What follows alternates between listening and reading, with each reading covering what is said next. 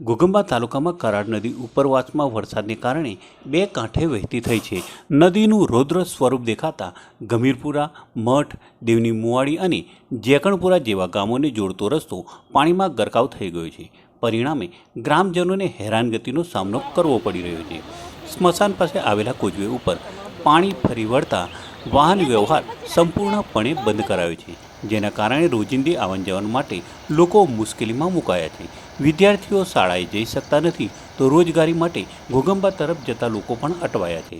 લોકોએ જણાવ્યું હતું કે દર વર્ષે વરસાદમાં આ સમસ્યા ઊભી થાય છે, પરંતુ આ વખતે પાણીનું પ્રમાણ વધુ હોવાથી સ્થિતિ ગંભીર બની છે.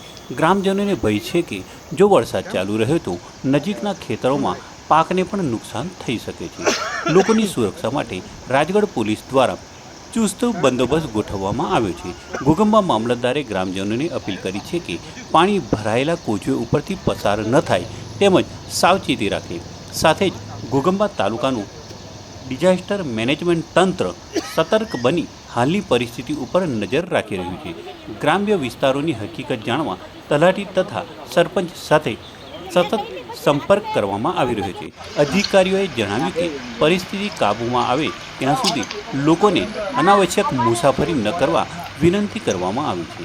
તાલુકા પંચાયત અને સ્થાનિક તંત્ર દ્વારા નદી કાંઠાના ગામોમાં જરૂરી મદદરૂપ વ્યવસ્થા હાથ ધરાઈ છે.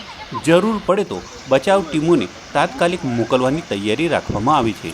સાથે જ લોકોને પીવાના પાણી અને આવશ્યક પુરવઠાની અછત ન થાય તેની દેખરેખ માટે જિલ્લા વહીવટીતંત્ર સક્રિય બન્યું છે.